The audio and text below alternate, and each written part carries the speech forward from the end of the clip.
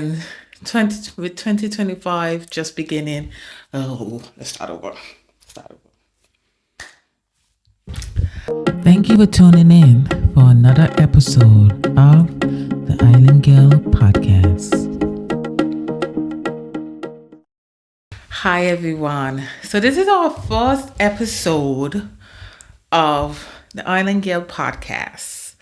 So I'm hoping that this is the first of many episodes, and I hope that all of you are entertained and I don't bore you to death with my opinions and my whole take on everything that's been happening around the world, but particularly in the Caribbean.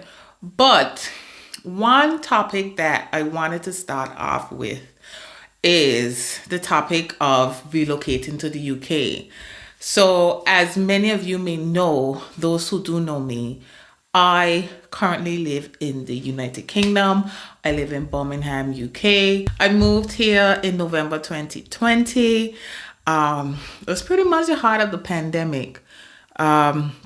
I was pregnant with my now almost 4-year-old son. He's going to be 4 at the end of this week.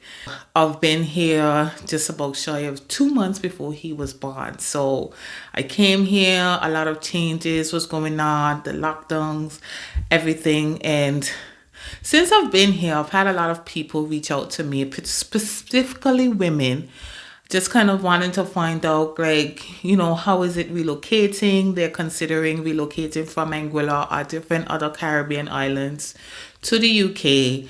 And they kind of just wanted some advice on how it is, what the type of benefits, and just, you know, trying to test the waters. You know what I mean? So I've decided that my first episode of the IslandGyal podcast will kind of center around the whole relocating. How was it for me relocated to the UK from the Caribbean, from a small island like Anguilla? And yeah, I'm excited to share all of this information with you. So firstly, one of the main questions that I get from women, I think one of the most frequently asked questions is, how much savings do I need in order to relocate to the UK?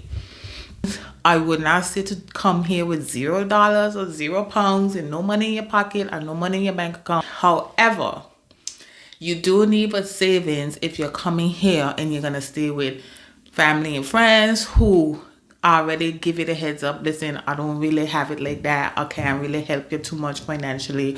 I'm going to need you to contribute.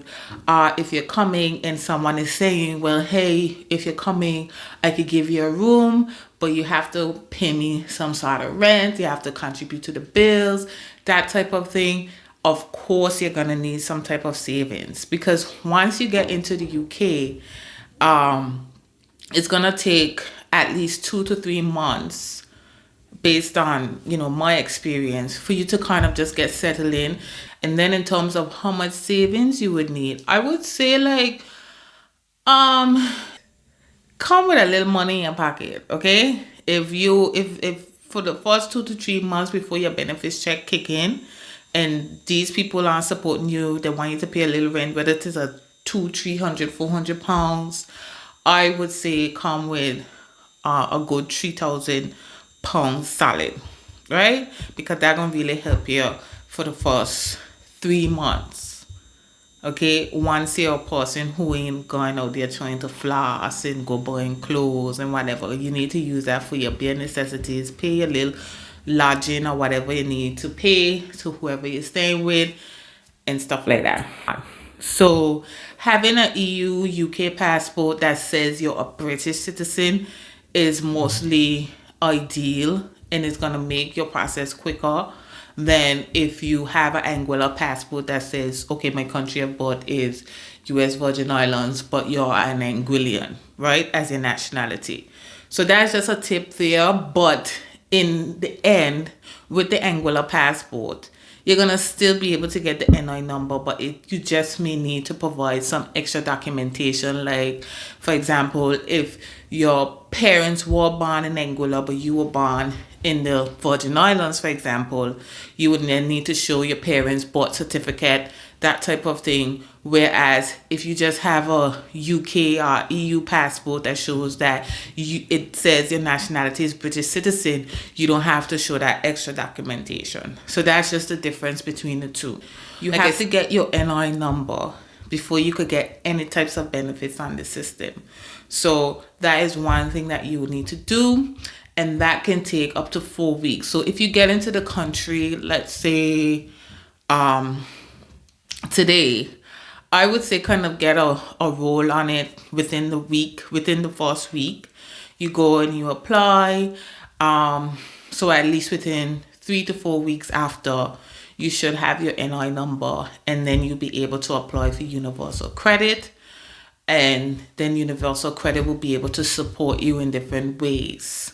Right? Universal credit will give you, it's a certain amount of money that they give you. It can cover housing. It covers like basic, give you amount of money for like basic needs like food and transportation, that type of thing. If you do have children under the age of 16, they do give you a certain amount of money per child as well. So that helps. But one myth that I think a lot of people have around benefits and universal credit and coming to the UK is that, okay, I'm getting this free money and I could come up here and sit down and I don't need to walk, but it's not that much. In my opinion, it's not enough money to say that you could save up, you could elevate yourself, you could have a savings, you could just really do the do. It's only enough money for you to get by because the cost of living in the UK is quite high. Even though in Anguilla the cost of living is high, when it comes to like food and these different types of stuff, you still have to factor in the fact that up here, you have to pay taxes. You have to pay for transport to get around. If you want to just stay home and take care of your kids as a single mother and you ain't gonna go do anything, then yeah, you can stay home and you can live off of that benefit check. You understand? But like I said, it only takes you so far. It only is enough for you to be able to provide the bare necessities, for you and your children to eat, get some clothes, do whatever and whatever the case may be. But to actually really say that you're elevating yourself outside of that situation, no, it's not going to happen, right? So I guess it depends on what your priorities are. If you are a person, you just feel like, okay, sitting down and freeloading and getting a little benefits check here, like say maybe a good 12 to 1,500 pounds a month for me and my kids, and you comfortable with that, perfect. But when it comes to like anything extra, nah, you ain't gonna be able to get it, right? So let's move along and let's talk about being single versus being married. When I moved into the UK, I was married. I'm still married. So I came in, I stayed with my parents. I stayed with them for about 2 months. And then we moved into our own apartment after the second month, right? So at that time, my husband wasn't working, and I definitely wasn't working because, like I said, I was pregnant.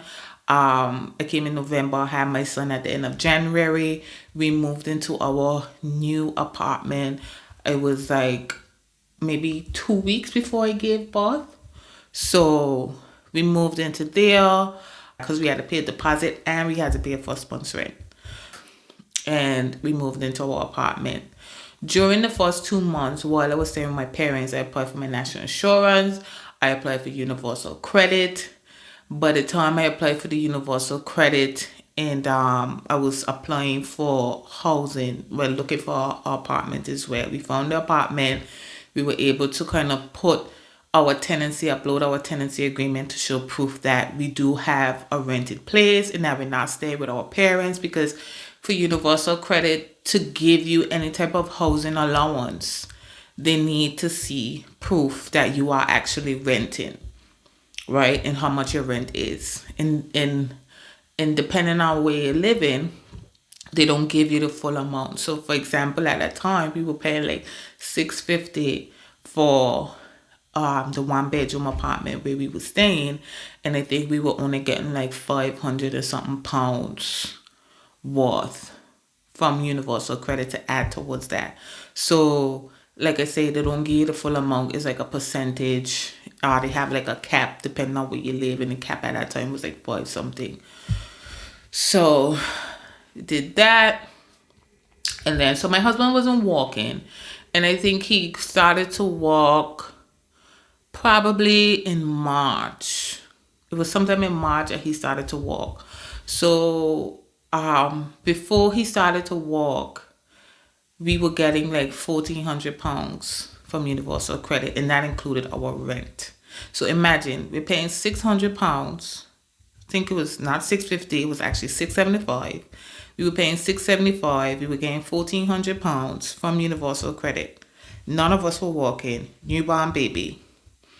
675, right? That basically left about £800 for us for our meals, to pay our electric, to pay water, to pay for internet.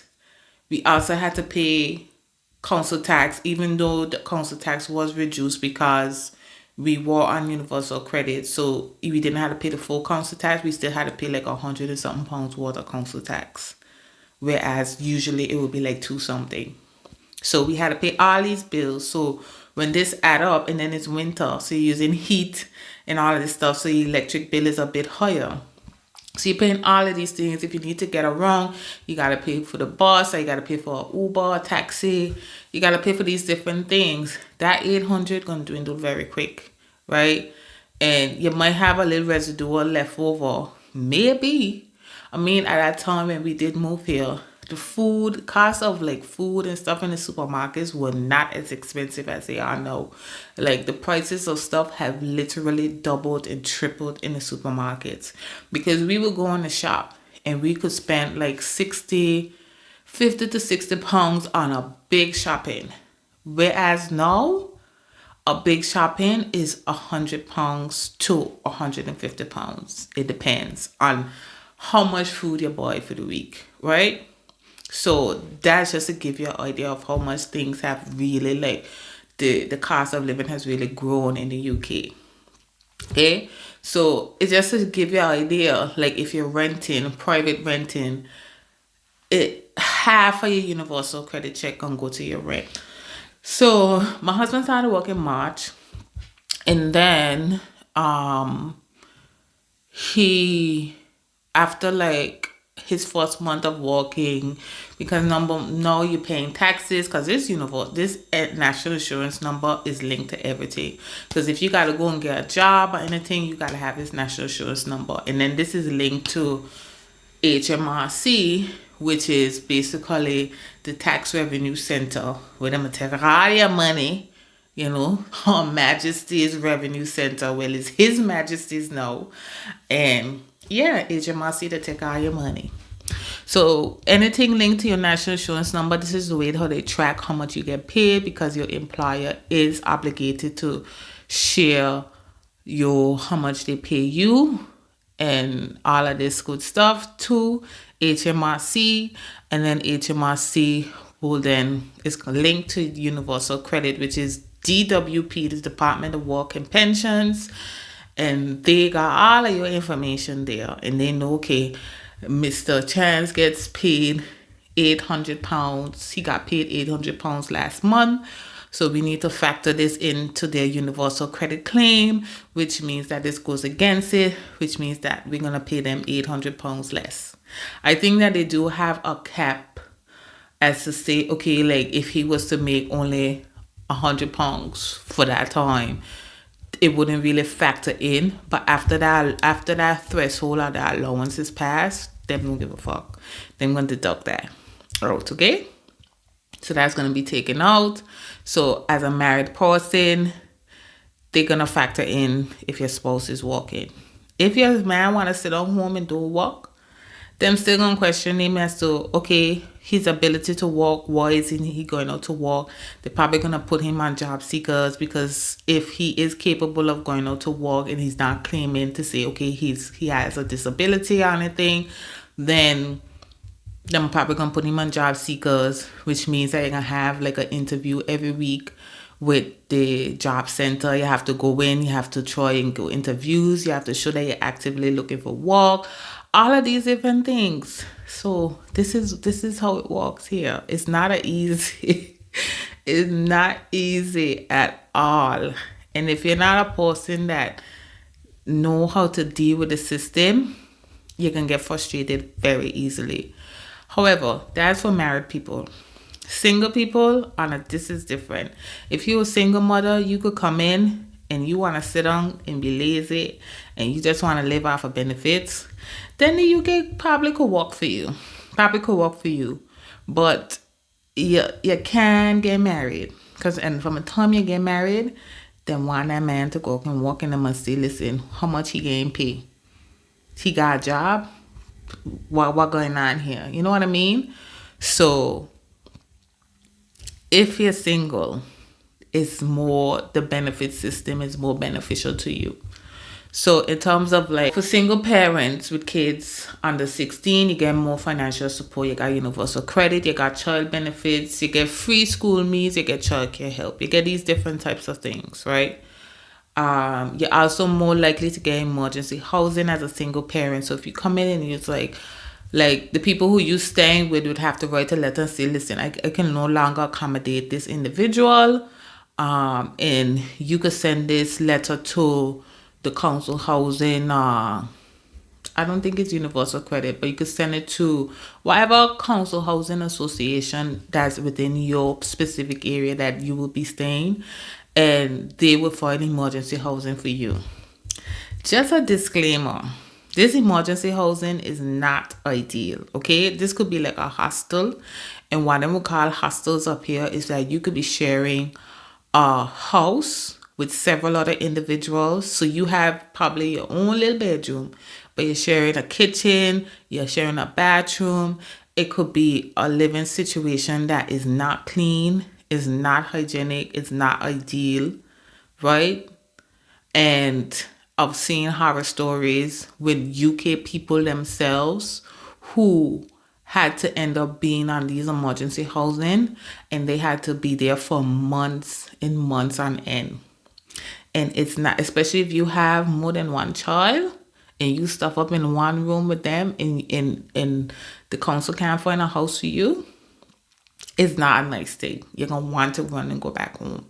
So you have to think about this before you really make that decision, right? Because you might find yourself in a living situation that is not ideal, and yeah, it could be very depressing, right? So if you're lucky, they might be able to find you a council house depending on the list. But these council housing lists, trust me, it got people who are on the waiting list for years, still waiting to get a house.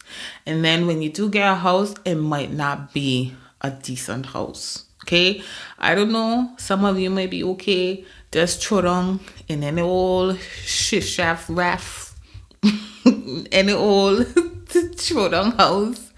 I a different person. I like to live comfortable. I like to be in clean houses with no mold mildew and no issues.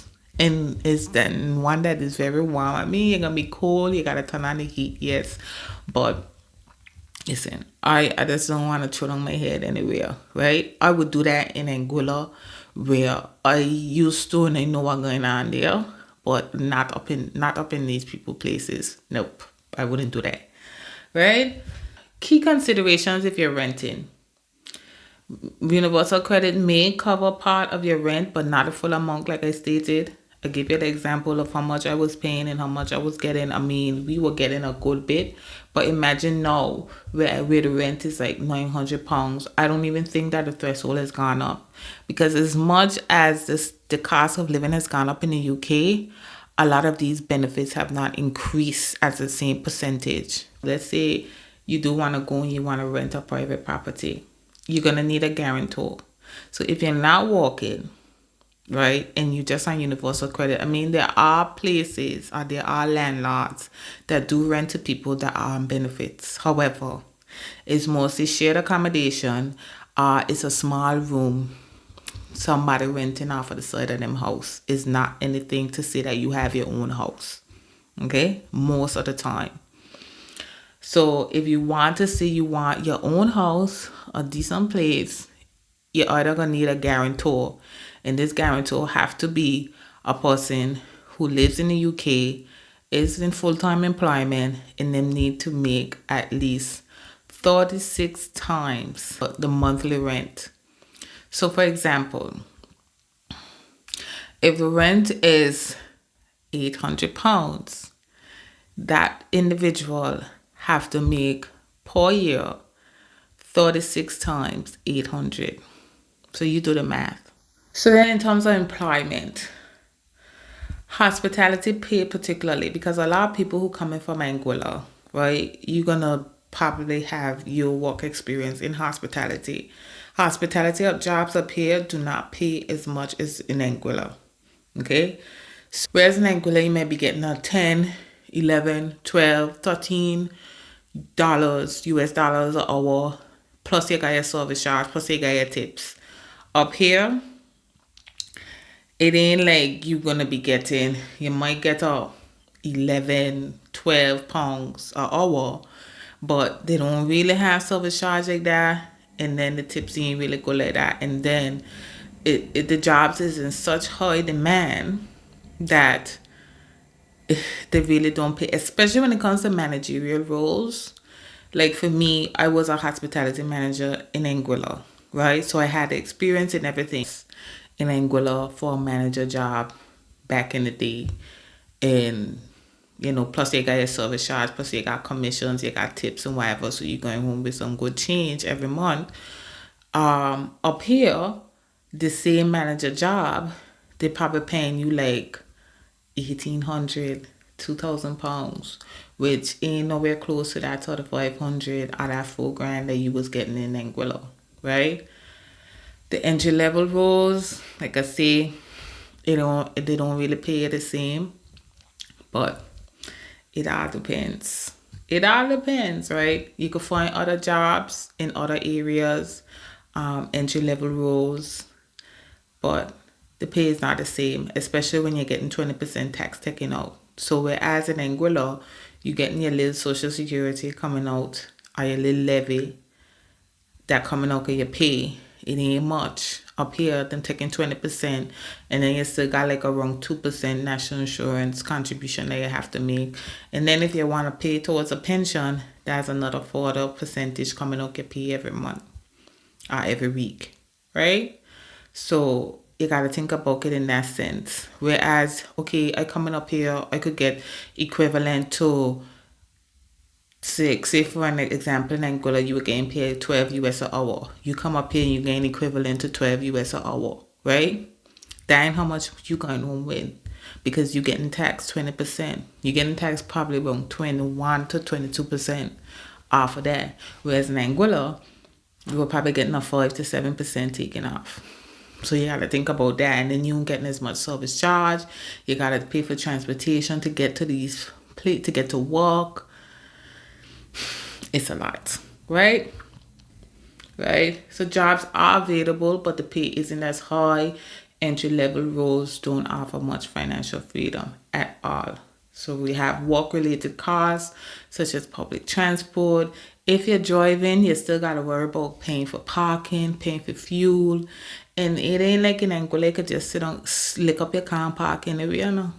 You got to pay for the parking, and don't let you forget to pay for the parking. Or the parking that you pay for expire.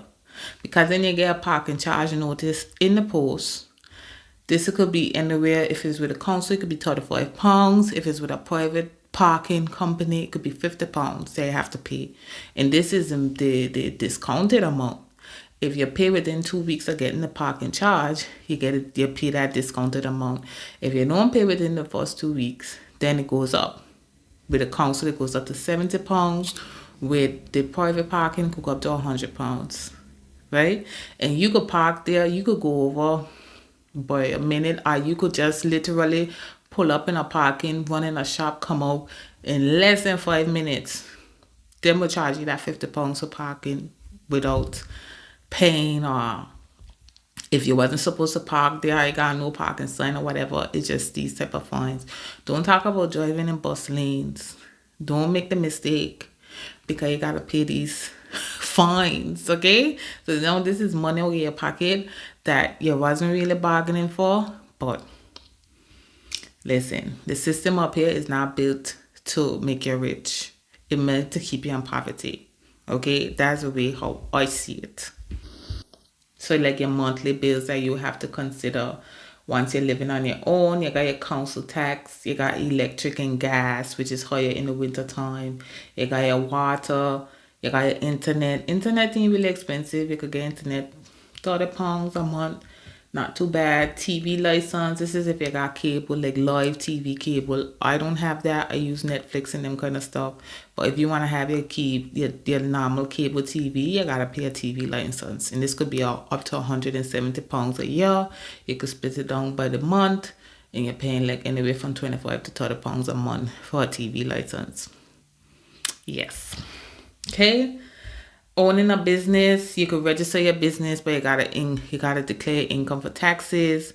Listen, His Majesty ain't gonna let you get away without paying taxes, and this is the way that the royals stay rich. Okay, UK taxpayers will keep these people rich. So when you see them with all of the jewels and them could do all of this lavishness, it's under the backs of the working people of the United Kingdom. Okay. So is it worth it moving to the UK? Yes, if you're studying. Yes, if you need healthcare. So if you're coming up here to go to school, are you looking for a better education for your kids? You need your children need some type of special healthcare, or you yourself need some type of special healthcare, because healthcare in the UK is relatively free, right? You don't have to pay for normal. If you're going to the normal healthcare system, it's all free of cost for British citizens.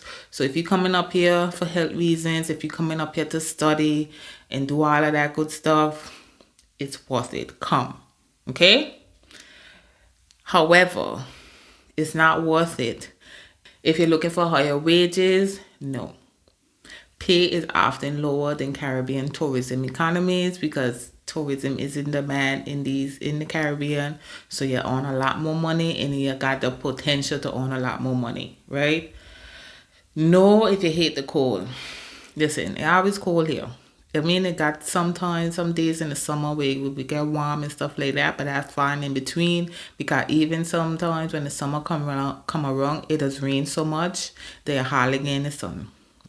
So you can't even go out and enjoy yourself, right? And then know if you enjoy going out a lot, if you enjoy dressing up and just going out with friends and eating out and stuff like that. No. You're going to end up being inside a lot because it's cold. It just ain't really got nothing to do. Like, nothing could compare to Caribbean linemen and nightlife and food.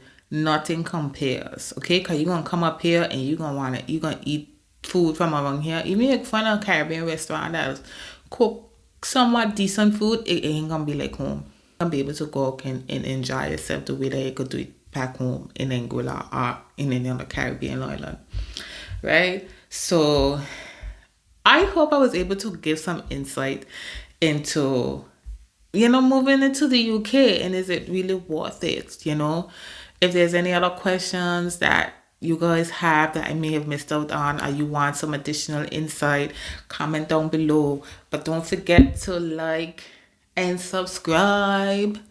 Like this video, subscribe to my channel, the IslandGyal podcast. We're gonna have some new episodes coming out. We drop in every week. Our next episode is supposed to be a hot one, because it is political time in Anguilla. It's an election year, and I got some opinions, okay? I have some I just want to share my opinion on all of the bullshit that's going on in Anguilla. This whole party politics, the propaganda, the I am just listen. 2020 was an election year, and I was in Anguilla, and that was a lot. It was a lot, okay? And now we coming up to it again. Are we almost in the heat of it? It don't feel like we in the heat of it, and we ain't in the heat of it, but I could done see the ignorance, hear the ignorance. It's annoying. It's stupid. Like, really. We're supposed to be thinking about moving Anguilla forward, but the back and forth banter, the whole propaganda campaigns and all of these different stuff. Listen, we gotta talk about that. We gotta talk about that. I would like to do a live just on that alone, but we're gonna see how it goes. But anyways, like I said, thank you for tuning in, and we're gonna see you guys in the next one. Bye. Thank you for tuning in for another episode of